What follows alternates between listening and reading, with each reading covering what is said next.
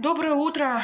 В Якутске у нас сегодня свежо, собираемся идти кататься с горки на санках. И давайте посмотрим, что осталось 3 января в холодильнике у якутянки, да. Начнем с морозильника. Все быстро. Здесь форель, тушка курицы. У меня получается дрожжевое тесто. Бездрожжевое, простите. Также у меня обязательно в холодильнике любой якутской хозяйки должны быть потроха и жеребятина. Ну, у меня еще лед для напитков. Дальше. Яйца. Якутская птицефабрика. Отличный продукт. Цена на наши яйца не поднялась. Ну, на местные. Десяток стоит 160 рублей, так же, как и раньше. Молочная продукция, соки. Это сладости, которые я привезла из Москвы.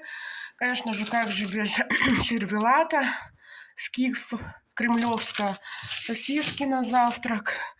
Обычно у меня много мяса, но мясо, жеребятина у меня вся на балконе, так же, как и получается с ягодами. Да, это кёрчах, местное блюдо. Мы кушаем его на завтрак вместе с ягодами замороженными. Это взбитые сливки.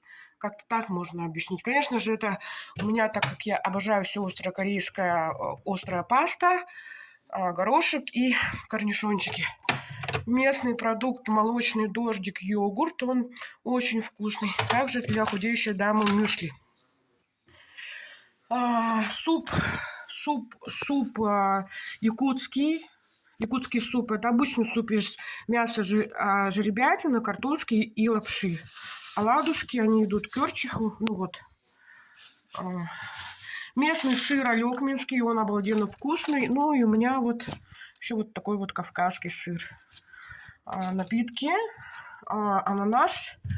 И вот здесь вот у меня фрукты и овощи. Вот это вот все то, что здесь вот в этой полке, я сходила, купила у нашего овощника за 6000 рублей. Овощи и фрукты у нас очень дорогие, поэтому, когда я выезжаю куда-то за границу, я ем только фрукты и овощи. Вот. Ананас я покупала за 1500, что ли, стоил вот этот. Здесь виноград закончился. Остались только вот мандаринчики, перец красный и вот зелень. Листья салата остались. Вот так как-то.